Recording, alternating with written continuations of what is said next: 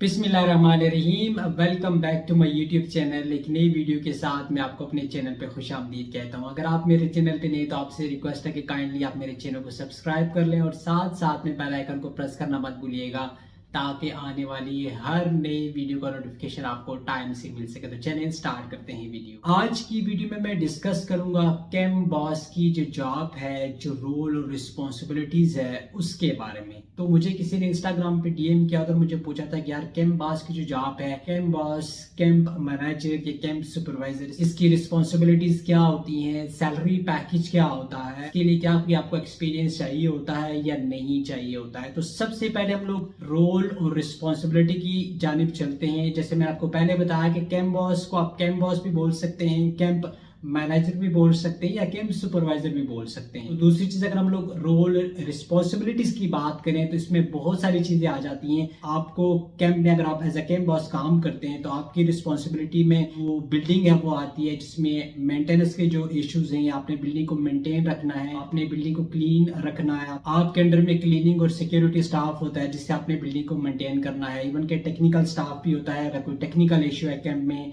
अगर कोई प्लम्बिंग का इशू है, पेंटिंग से रिलेटेड इशू, वो सारा काम आपने सॉर्ट आउट करवाना होता है। और उसके बाद आपकी रिस्पॉन्सिबिलिटीज में ये आता है कि आपने ऑफिस से, आपका हेड ऑफिस है, उसके साथ टच में रहना होता है, उनके साथ कोऑर्डिनेट करना होता है। कभी आपकी शिफ्टिंग होती है या कैंप में कुछ नए लोग आते हैं तो उनको आपने अकोमोडेट करना होता है, उनके लिए स्पेस प्रोवाइड करनी होती है। या फिर अगर कोई बंदा जा रहा है उसके लिए ट्रांसपोर्टेशन की अरेंजमेंट या ट्रांसपोर्टेशन की जो टाइमिंग है वो आपने अरेंज करनी होती है। और साथ साथ में जैसे लोगों के मेडिकल्स भी होते हैं, वीजा मेडिकल्स होते हैं, फिंगरप्रिंट्स होते हैं, सीरा की जो क्लासेस होती हैं, उनके लिए जो ट्रांसपोर्टेशन की जो टाइमिंग है, ट्रांसपोर्ट को अरेंज करना भी कैंप बॉस की रिस्पॉन्सिबिलिटी में आता है। और उसके बाद जो मटेरियल वगैरह, या कोई कैंप में अगर कोई मटेरियल आ रहा है या कोई जा रहा है, कोई बेड्स वगैरह आ रहे हैं, मैट्रेस आ रहे हैं या कोई बाइक लेके जा रहे हैं, ये भी कैंप बॉस की रिस्पॉन्सिबिलिटी में आता है। और उसके बाद जो ज्यादा इंपॉर्टेंट चीज है, अगर कैंप में कोई लड़ाई झगड़ा हो जाए या कोई भी इशू आ जाए तो फिर कैंप बॉस कंपनी को इन्फॉर्म करता है। अगर कैंप में कोई किसी किस्म का कोई इशू हो, लड़ाई झगड़ा हो या कोई भी प्रॉब्लम हो,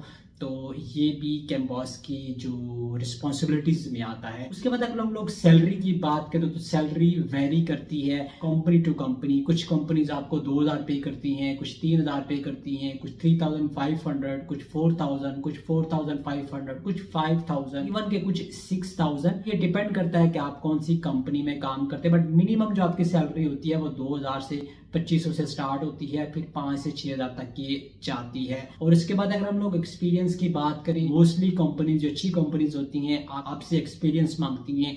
बट ऐसा भी होता है कि अगर आप as a security guard camp में काम कर रहे हैं तो वहीं से आपको आपका ट्रेड चेंज करके आपको जो कैंप बॉस की जो पोजीशन है वो भी दी जा सकती है। फर्दर अगर आप वहां पे आप 1-2 साल काम करके अगर आप कंपनी चेंज करना चाहें तो आप कंपनी चेंज भी कर सकते हैं।